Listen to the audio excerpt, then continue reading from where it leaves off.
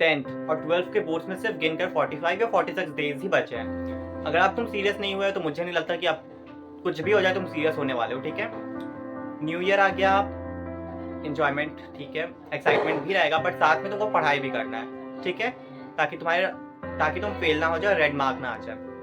Okay, और जिस पे आ गया है, लाइक जिनको लग रहा है कि यस अब पढ़ना पड़ेगा क्योंकि टाइम हो गया है, and they are finding some tips and tricks to study so that उनके अच्छे, सिर्फ पास होना इज नॉट मैंडेटरी, कुछ अच्छा मार्क्स आ जाए। सो सिर्फ पास होने से नहीं होता, काम चलने वाला है, ठीक है, अच्छे मार्क्स से पास होना ज़्यादा इंपॉर्टेंट है। सो उसके लिए मेरे पास कुछ टिप्स है and some kind of tricks I can say. So hello everyone, it's me Aditya Sen, or in this video we are going to talk about the tips and techniques that I use for studying so that 90 plus आना चाहिए boards में, ठीक है। Watch till and because इसमें बहुत सारे tips है जो तुम्हारे बहुत हेल्पफुल होने वाले हैं। सारा नोट्स और जितना भी इंफॉर्मेशन है, स्टडी मटेरियल है, वो सबको गैदर कर लो क्योंकि हम जानते हैं तुम लोग के पास नहीं होगा, ठीक है। नोट्स नहीं है अभी, 1-2 दिन में जीरोक्स करवा लो, हार्ड कॉपी रख लो क्योंकि लिखने का टाइम बिल्कुल नहीं है। और साथ में तुम गाइड ले सकते हो, लाइक कैसा क्वेश्चन आएगा, कैसा क्वेश्चन आने वाला है, या फिर रिविजन करने के लिए, ठीक है।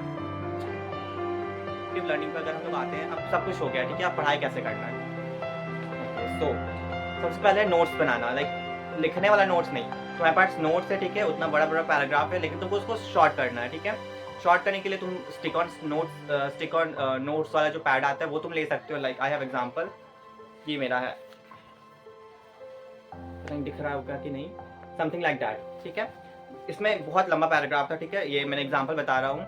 स्ट्रक्चर ऑफ डीएनए का बहुत बड़ा एक पैराग्राफ है, ठीक है, उसमें सारा साइंटिस्ट और कैसे कौन क्या डिस्कवर किया है ये सब के बारे में। मैंने क्या किया, मैंने सब लिखा कि अच्छा ये इंसान ने ये डिस्कवर किया, ये इंसान ने ये डिस्कवर किया, सो दैट मेरा एमसीक्यू का जो पार्ट है उसमें मेरा मार्क्स ही ना कटे, ठीक है। 25 या 30 का होता है, उसमें हमको पूरा 25 या 30 लेकर आना है, इसलिए मैंने ऐसा स्टिक ऑन नोट्स बना के रखा है। ओके, हो गया, स्टिक ऑन नोट्स भी बना लिए, शॉर्ट हैंड भी कर लिए, लेकिन अब पढ़ना कैसे है उसके लिए मैं सिर्फ 2 मेथड बताऊंगा, ठीक है।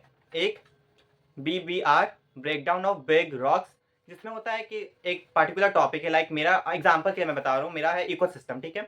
इकोसिस्टम के अंदर इकोसिस्टम में लाइक 2 पेज का मेरा आंसर है सिर्फ इकोसिस्टम का, ठीक है, लेकिन उसके अंदर बहुत सारा डिविजन और बहुत सारा क्लासिफिकेशन किया हुआ है, लेकिन लिखवाया गया है लाइक होल। मैंने क्या किया, मैंने इकोसिस्टम का डेफिनेशन लिखा, उसका अलग अलग नाम क्या है वो लिखा, उसका 2 टाइप्स के बारे में लिखा, और फिर उसका कंपोनेंट के बारे में लिखा, ठीक है। कंपोनेंट के बारे में लिखा, उसका डेफिनेशन लिखा और अलग से एग्जांपल दिया। तो ये मेरा शॉर्ट हो गया, ठीक है, शॉर्ट हो गया। अब भी क्वेश्चन आए रिगार्डिंग दिस टॉपिक तो मैं इजीली कर सकता हूँ, ठीक है। दूसरा टेक्निक है पोमोडोरो मेथड, ठीक है। इसमें क्या होता है, आपको टाइमिंग सेट करना है, ठीक है, टाइमिंग सेट करना है 25 मिनट्स का। मैंने अपने स्टॉप वॉच पे 25 मिनट का कर दिया है, ठीक है। नाउ कैसे पढ़ना है, मैंने एक चैप्टर लिया, ठीक है, hello alkene and hello arenes, ठीक है, वो चैप्टर मैंने लिया, मैं वो पढ़ रहा हूँ डेफिनेशन से रिएक्शन, वो मैं 25 मिनट्स लगातार उसे रीड कर रहा हूँ और लिख रहा हूँ, ठीक है, कर रहा हूँ, मैं ब्रेक नहीं ले रहा हूँ, ठीक है। 25 मिनट्स हो गया, मैंने कर लिया, 5 मिनट का मैंने फिर ब्रेक लिया, फिर मैं उसी चीज़ को पढ़ूंगा, तो मैंने लिखा या फिर रिवाइज किया उसी को। ऐसे में वो आपका माइंड में सेटअप होने लगेगा कि yes we have done this, तो ये भूलोगे नहीं तुम, ठीक है। ये 2 टेक्निक है, I personally use the Pomodoro technique and BBR method, इसलिए मैंने ये 2 बताया है।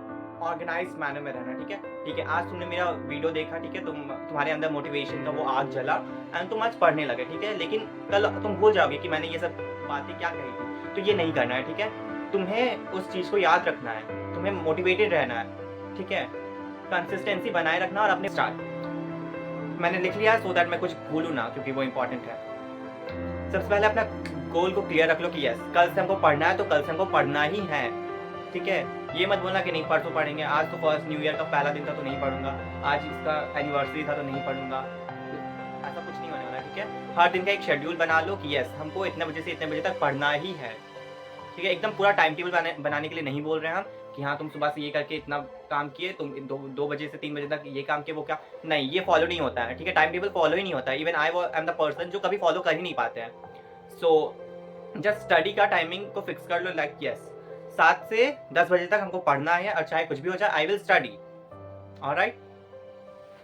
अपने बातों से मुकरना नहीं है, जो तुमने कहा आज कह दिया कि यस आज से मुझे पढ़ना है तो तुम्हें पढ़ना है, चाहे तुम कुछ भी करो, एक्सक्यूजेस नहीं देना है। अपने आप को तुम झूठ बोल रहे हो, हम लोगों को नहीं, ठीक है?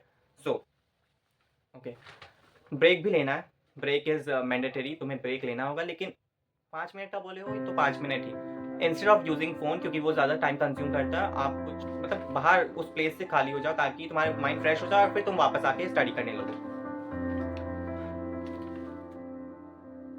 फिजिक्स जैसा कि हम लोग पढ़ते हैं तो डेरिवेशंस बहुत आता है, ठीक है? तो डेरिवेशन के लिए हम लोग को प्रैक्टिस चाहिए होता है, ठीक है? बहुत लंबा लंबा होता है, 2 पेज एंड 2.5 पेज का डेरिवेशंस होता है, तो उसके लिए तुमको कंसिस्टेंसी बनाए रखना होगा, प्रैक्टिस चाहिए, ठीक है? आज तुमने अच्छे से डेरिवेशन कर लिया, ठीक है? जैसे इक्वेटोरियल वाला है, मैंने भी कर लिया था, हो गया था, लेकिन फिर मैं उससे 5 दिन के बाद जब मैंने उसे दोबारा ट्राई किया तो वो नहीं हुआ मेरे से। एग्जाम में जब मेरा आया तो हम नहीं कर पाए। क्यों नहीं कर पाए? क्योंकि मैंने उसे प्रैक्टिस नहीं किया था। मैंने एक बार बनाया, हाँ अच्छे से बन रहा है, मैंने दोबारा उसे ट्राई नहीं किया, या फिर 2 या 3 दिन के बाद मैंने ट्राई नहीं किया, जिसकी वजह से मेरा आंसर नहीं बना and I lost 5 marks. Directly बिल्कुल नहीं करना है, तुमको कंसिस्टेंसी बनाए रखना, प्रैक्टिस चाहिए फिजिक्स के लिए और केमिस्ट्री के लिए भी। यहाँ प्रैक्टिस का बात कर रहे हैं तो प्रैक्टिस हम लोग को दोनों में चाहिए, ठीक है?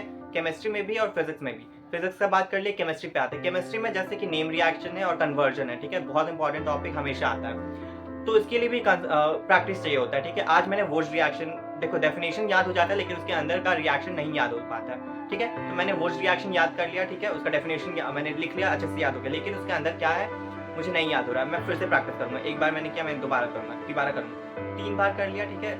थोड़ा कुछ ना कुछ तो घुस गया होगा माइंड में, ठीक है? फिर मैं दूसरा जैसे सैंडवियर्स रिएक्शन में आया, मैंने उसको किया, फिर कैनिज़ारो रिएक्शन किया, ये 3 कर लिया मैंने। फिर मैं दोबारा आऊँगा वुड्स रिएक्शन पे, मैं उसे फिर से बिना देखे करने की कोशिश करूँगा, और हो जाएगा तो अच्छी बात है, नहीं हुआ तो फिर मैं 3 के बाद सेम चीज़ रिपीट करूँगा, ठीक है? क्योंकि कंसिस्टेंसी बहुत इंपॉर्टेंट है, practice makes a man perfect, और वो जो तुम रिपीट कर रहे हो ना वो तुम्हारे माइंड पे स्टोर होते जा रहा है, ठीक है? डरना नहीं है, अभी तुम स्टार्ट कर दिए हो, वेरी गुड, डरना नहीं है, कंसिस्टेंट रहो, हो जाएगा। मेरा एम है 90% लाने का, ठीक है? एक एग्जांपल दे, मेरा एम है 90% लाने का। मुझे ये है कि यस मुझे 90% लाना ही है एनी हाउ, तो मैं प्रैक्टिस करूंगा। तुम भी अपना एम सेट करो कि यस तुम्हें 85%, तुम्हें 95% लेकर आना है और तुम कंसिस्टेंट हो जाओ, ठीक है? आई स्वेयर हो जाएगा।